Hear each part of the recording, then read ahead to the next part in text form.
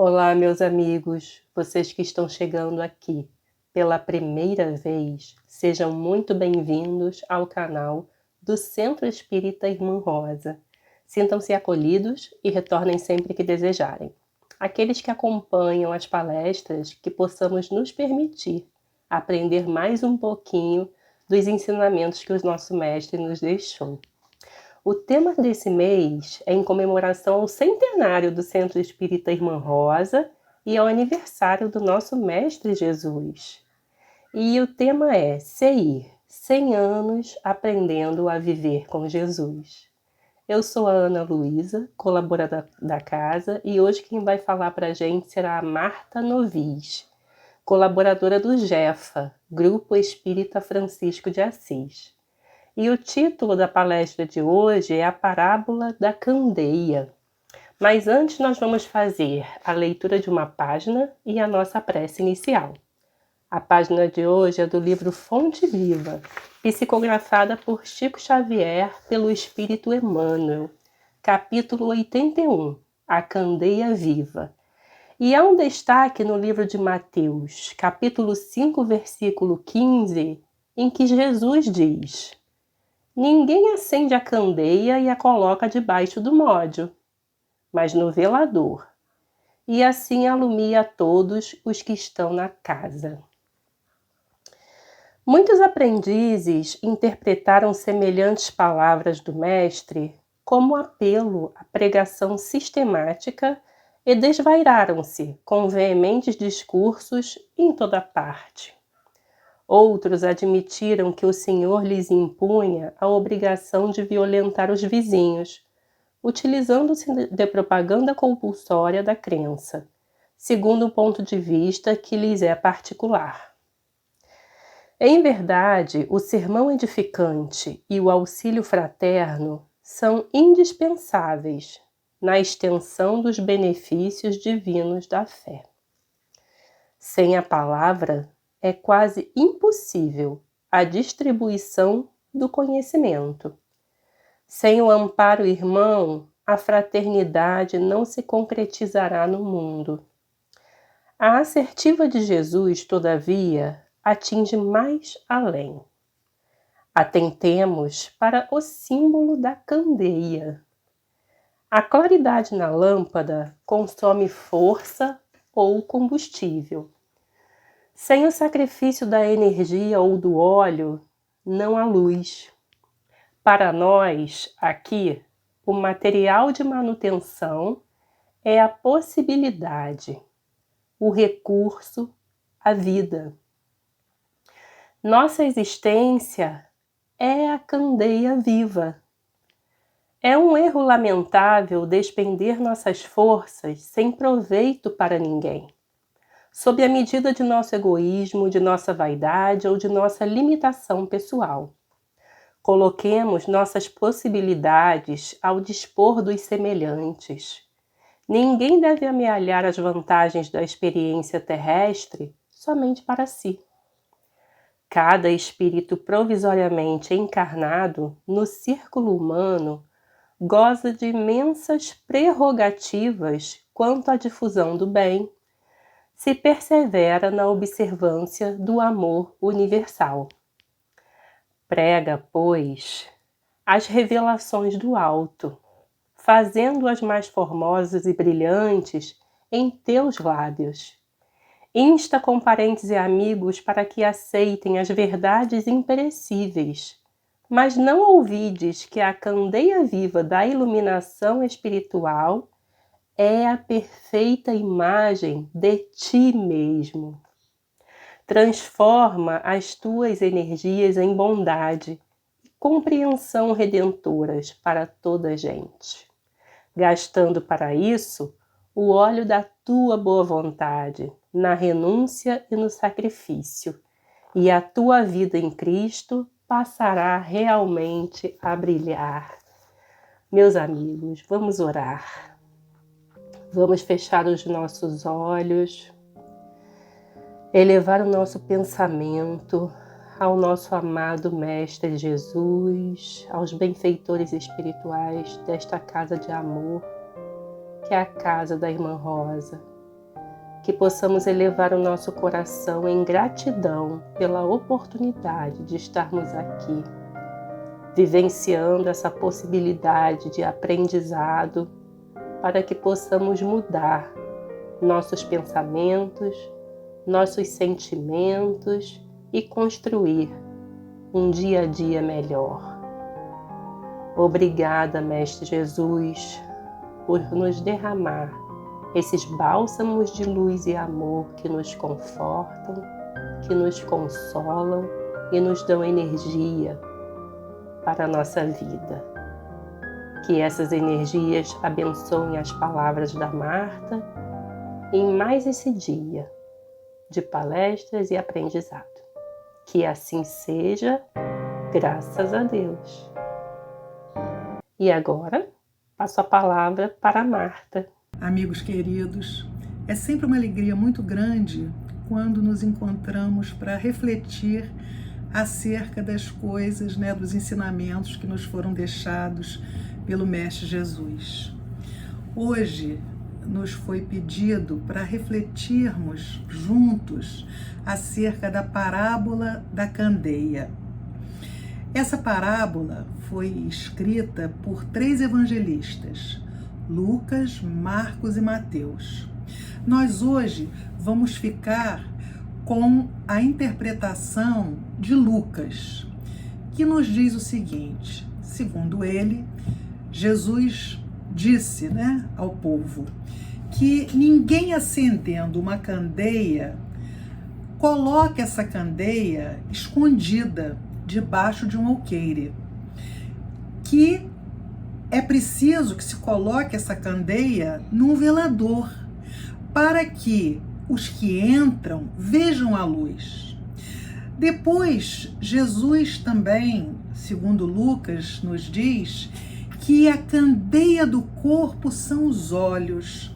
Olha que coisa interessante, Então ele diz que se o nosso olho é bom, o nosso corpo todo será luminoso. Mas se os nossos olhos forem maus, o nosso corpo será tenebroso. E depois, segundo Lucas, Jesus ainda nos diz que a gente precisa ter cuidado para que não haja trevas em nós. E diz ainda que se o nosso corpo é luminoso, se não houver trevas em parte alguma dele, tudo será luminoso. Exatamente como quando a candeia nos alumia com todo o seu resplendor. Olha que beleza, que Jesus deixou para nós. Mas como a gente sempre fala, é muito importante que a gente se transporte para aquela época, para que a gente entenda aquilo que Jesus estava dizendo. E aí a gente vai começar falando sobre a candeia. O que seria a candeia, Se a gente for pensar hoje, vamos imaginar a candeia como alguma coisa que ilumina, Uma lâmpada.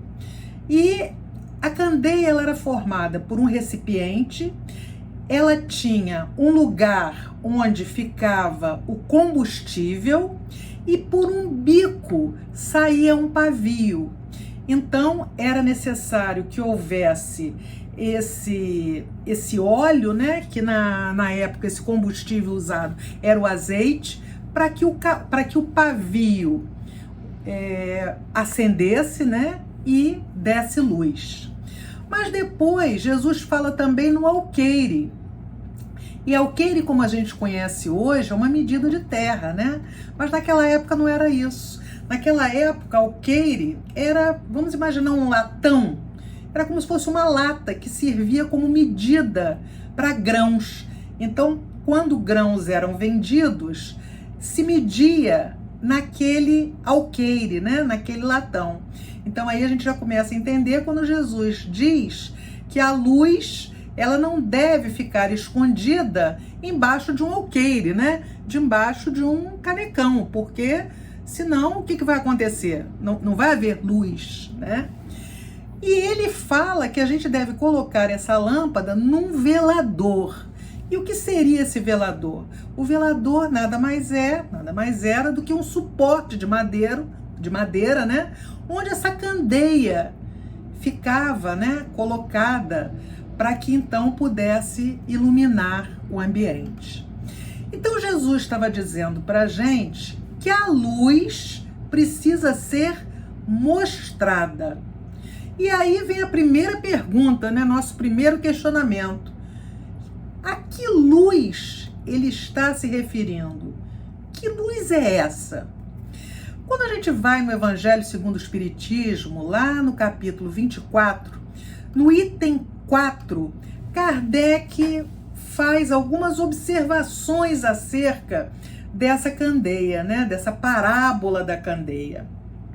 E a primeira observação que ele faz é que é de se estranhar, né? Que Jesus estivesse falando que não se deve ocultar alguma coisa, quando ele próprio falava de forma cifrada, né? Ele falava de forma alegórica, ele usava parábolas para falar, né?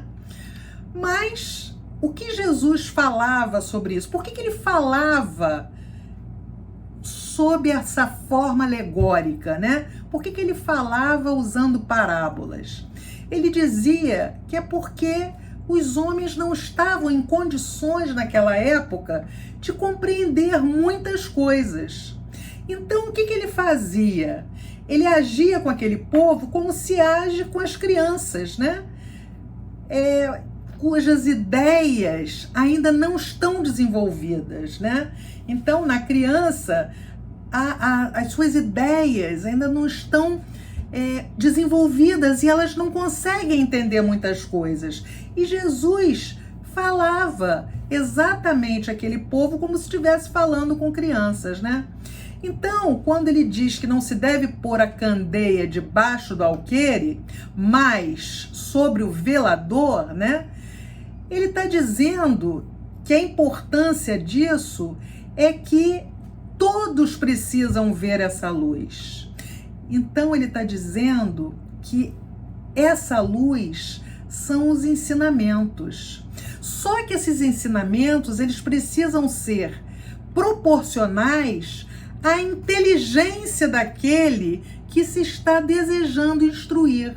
Então, se a gente deseja instruir alguém, é preciso que a gente entenda o grau de conhecimento, o grau de instrução que essa pessoa tem, para que a gente possa escolher as palavras, para que a gente possa ir até determinado lugar. Porque a partir de então, aquela pessoa não vai entender o que a gente está dizendo.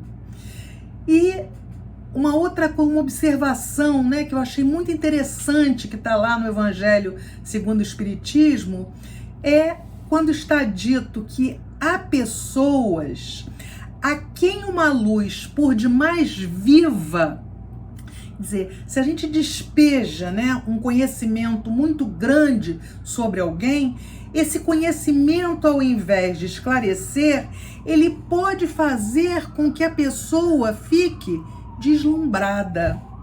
E aí eu começo a me lembrar, né, quantos de nós já não caímos nessa ou muitas outras de nossas encarnações, né, quando, providos de muita inteligência, usamos essa intelectualidade para o mal. Então, muitas vezes, a gente se deslumbra com o conhecimento, a gente se deslumbra com a luz e acaba escorregando. Por isso, Jesus pontua essa necessidade de a gente instruir, a gente ir dando esse saber aos poucos, de acordo com aquilo que as pessoas possam acompanhar. É importante que todos acompanhem aquele raciocínio. Então, a parábola da candeia, ela está nos dizendo do quanto é importante a gente fazer a divulgação de verdades espirituais. Então vamos pensar, né? Jesus, quando desceu das esferas superiores, o ensinamento que ele deixou para nós, dentre muitos, foi: brilhe a vossa luz. O que Jesus esperava daqueles discípulos, de nós que queremos ser seus discípulos hoje e de outros discípulos que ainda virão? Ele espera que a nossa luz brilhe. Mas como é que ele espera que essa luz brilhe em nós? Ele espera que a gente tenha um comportamento nobre. E de que forma a gente terá um comportamento nobre? Na medida em que a gente se esclarece, que a gente é fraterno e que a gente procura estar de acordo com as leis divinas. O Evangelho é um presente dos céus para nós, né? Ele nos enche de bênçãos, ele nos inunda de luzes, ele faz com que a gente fique revigorado, né? A gente tem as nossas energias revigoradas e a gente se enriquece com aqueles ensinamentos que são eternos. Por outro lado, o Espiritismo, em particular, sendo ele a volta, o renascer do cristianismo primitivo, ele também nos oferece os tesouros contidos na codificação. E aí a gente se pergunta, o que falta para nós, para a gente se renovar de forma plena, de forma integral, de forma positiva? O que falta para nós? Vamos então agora fazer a interpretação do texto evangélico, né? Vamos tentar entender o que Jesus estava querendo dizer para nós. Ele diz lá, né, segundo Lucas, que ninguém acendendo uma candeia deve colocá-la em oculto, nem debaixo do alqueire, mas que deve colocar no velador, para que os que entram vejam a luz. Ora, está claro nesse versículo que Jesus está dizendo que todo conhecimento que é destinado à melhoria moral e intelectual do ser humano, ele não deve permanecer oculto. Ele precisa ser amplamente divulgado. Então a candeia está simbolizando esse instrumento de iluminação, cuja chama, alimentada pelo óleo que a abastece, afasta a escuridão. Agora vamos ver isso aí do ponto espiritual. Do ponto espiritual, a gente pode dizer que a candeia se assemelha à mente esclarecida e enobrecida de valores morais, que afasta a humanidade das trevas da ignorância. Os espíritos superiores, eles não mantêm ocultos os conhecimentos que eles possuem. Eles disponibilizam esses conhecimentos. Mas esses conhecimentos são disponibilizados na medida em que nós, enquanto humanidade, vamos amadurecendo. Pela força da lei do progresso, a verdade chega na medida que o ser humano evolui. Aí eu fiquei pensando, né? Quantos de nós temos medo de dividir aquele conhecimento que a gente tem? E isso, vamos pegar as coisas mais banais, né? eu vou passar isso que eu sei para o meu colega lá no trabalho, aí eu vou entrar de férias, e se ele sobressair mais que eu? Não, melhor eu não ensinar, melhor eu ficar quieta. Ou então aquela receita que todo mundo pede pra gente. Não é possível, Marta, tem um segredo naquele seu bolo. Qual o segredo? O que você faz? A gente não conta. Até que ponto, além da gente falar de egoísmo, não tem também uma pitada do medo de perder poder, né? O poder que a gente tem por determinada informação que a gente detém. Quanta bobagem, né? Mas a gente ainda faz isso. Então, se a sabedoria divina vai nos revelando gradualmente as suas verdades, é porque a gente ainda não amadureceu o suficiente para receber essa verdade por completo, né?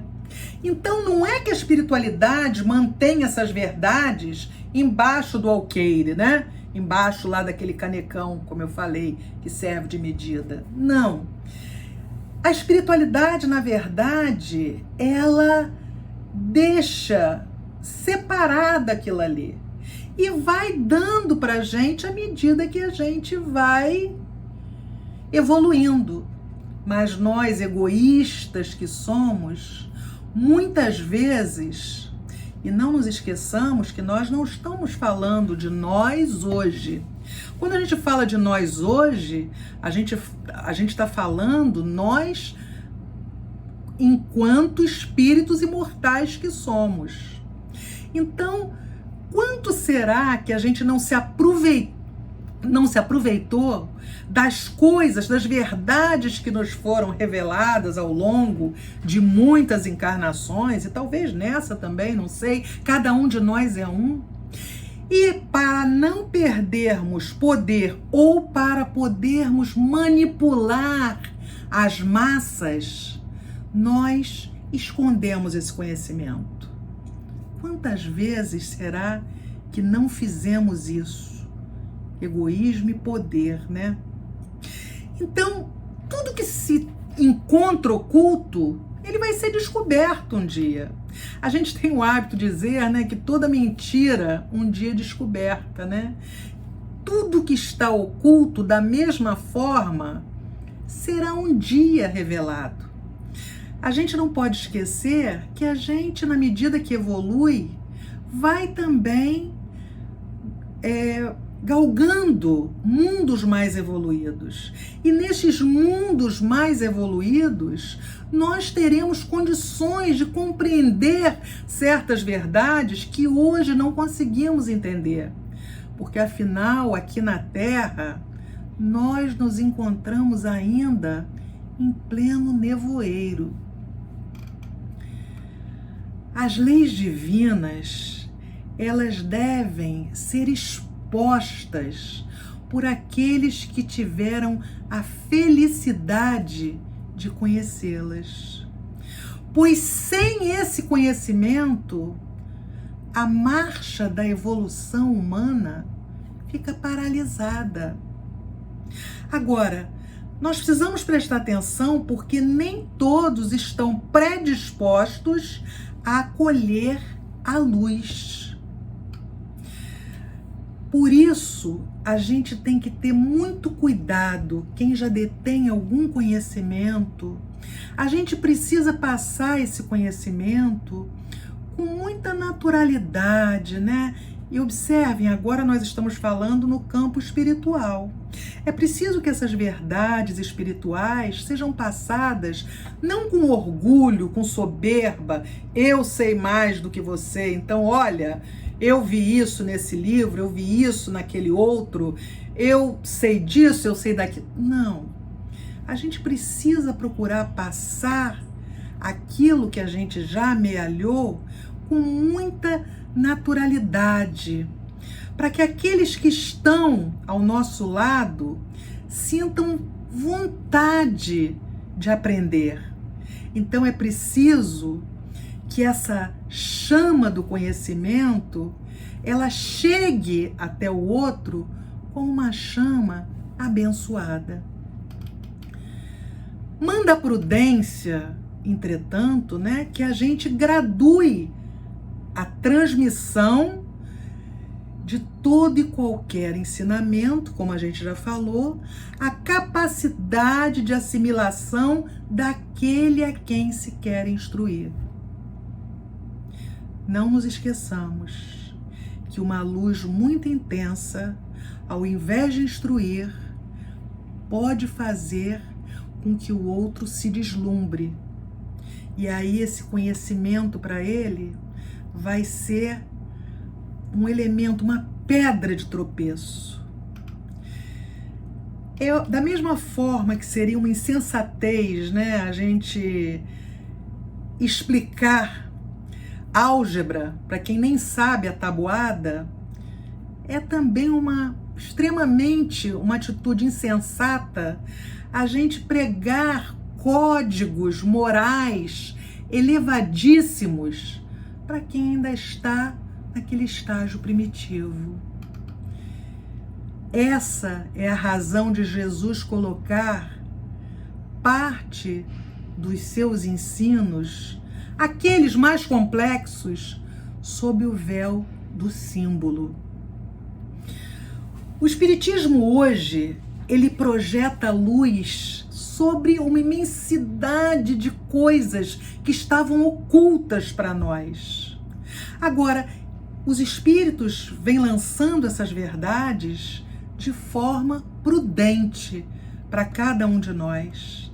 Vamos pensar se eles tivessem despejado tudo aquilo que eles sabem naquela época, lá quando o Espiritismo começou. Provavelmente, eles só atingiriam um grupo muito pequeno, um grupo muito restrito entenderia aquilo. E a grande maioria se afastaria porque ficaria assustada com aqueles ensinamentos.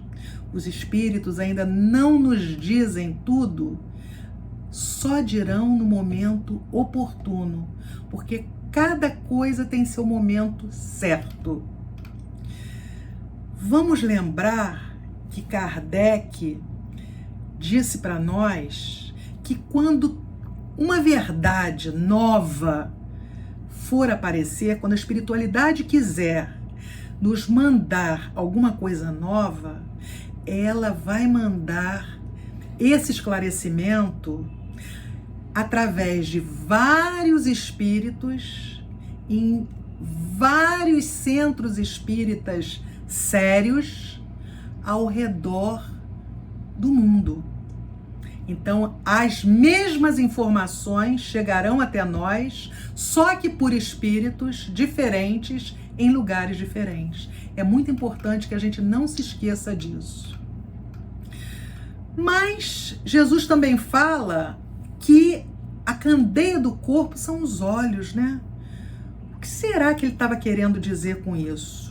Emmanuel, no livro Fonte Viva, na lição 81, que se chama Candeia Viva, vem nos esclarecer sobre isso. Ele diz que a claridade da lâmpada consome força, Consome força ou então combustível. Então, sem o sacrifício da energia ou do óleo, não há luz. E aí ele vem dizer para nós que a nossa existência é uma candeia viva. E o que ele pede para nós?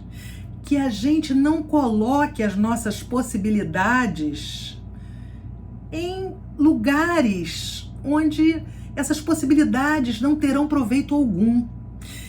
Ele nos diz que a gente coloque as nossas possibilidades sempre ao dispor dos nossos semelhantes e que a gente transforme as nossas energias, aquele óleo, aquele azeite que precisa ser gasto para que a candeia fique acesa, ele diz que esse azeite nosso, que a gente precisa transformar esse nosso azeite, essa nossa energia, em bondade e compreensão redentoras para todos aqueles que estejam ao nosso entorno. E para isso, a gente precisa gastar o azeite da nossa boa vontade, através da renúncia e do sacrifício da nossa vida com Cristo. E aí a nossa luz realmente vai brilhar. Mas Jesus ainda diz que a gente tem que ter cuidado para que todo o nosso corpo seja luminoso. A gente precisa observar se não há trevas no meio desse corpo, né? E aí, mais uma vez, Emmanuel, só que agora no livro Vinha de Luz, no item 33, que se intitula Vê, pois, vem explicar, esmiuçar o que Jesus estava tentando nos dizer. Jesus estava querendo dizer para a gente que todo homem inteligente, ele é interpretado como o mais sábio de todos.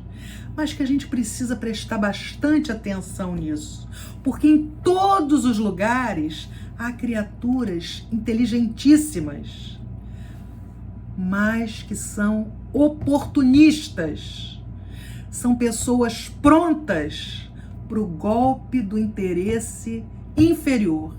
E aí, olha só o que Emmanuel fala. Quantos desses oportunistas escrevem livros abomináveis, espalhando veneno aos corações? Quantos desses homens inteligentes, cultos, não se aproveitam do rótulo da caridade que dizem fazer, apenas para tirar proveito próprio, visando apenas a sua ambição? Então, Emmanuel nos diz que essa intelectualidade não basta, essa intelectualidade material, essa luz material. A gente precisa cultivar a luz divina. E como é que a gente faz isso? Irradiando o bem de forma contínua, de forma construtiva.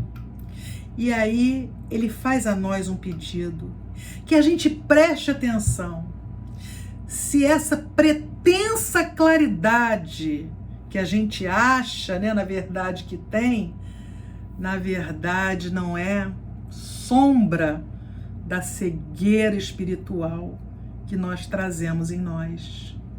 E ele diz que a gente só vai conseguir estar iluminado espiritualmente quando a gente vestir a túnica da humildade, da benevolência, do perdão e da fé. Porque aí sim nós vamos aprender a incorporar a luz em nós mesmos. Brilha a vossa luz, disse a nós o Mestre Jesus.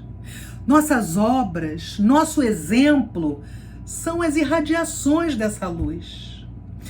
A chama de uma vela não diminui nem o seu combustível se ela gasta um pouco desse combustível acendendo muitas outras velas. Porque quanto mais velas acesas, menos escuridão. O Evangelho é a luz que nós, discípulos do Cristo, devemos irradiar, para que o mundo onde vivemos conheça a paz, a fraternidade e a solidariedade. Temos sido discípulos do Mestre? Estamos espalhando o que já aprendemos, consolando e aliviando dores? Ou ainda estamos colocando a nossa candeia embaixo da nossa cama? Quando é que a gente vai começar o nosso trabalho? Quando é que a gente vai acender as velas que se encontram apagadas ao longo da nossa caminhada terrestre? São irmãos que vivem na sombra da desesperança, do desânimo, da ansiedade, da falta de fé. Lembremos de Paulo de Tarso, que ficou cego quando se deparou com a luminosidade de Jesus. Mas o que ele fez? Se preparou, acendeu sua luz interior e, a partir de então, foi o maior divulgador do cristianismo. Quantas velas apagadas Paulo não acendeu na estrada de sua vida? É lógico que a gente não vai se comparar com Paulo, mas a gente pode começar acendendo uma vela e elas se multiplicarão. Essa é a nossa missão enquanto cristãos e discípulos de Jesus. Divulguemos Jesus, divulguemos Kardec, meus irmãos, e através deles o amor e a caridade. Que Jesus tenha misericórdia de nós, nos abençoe e nos dê força e coragem para iluminarmos corações, a começar pelo nosso. E agora, a nossa irmã querida Graça fará a prece final e também cuidará da fluidificação das águas. Que Jesus abençoe essa casa e que Jesus abençoe cada um de nós.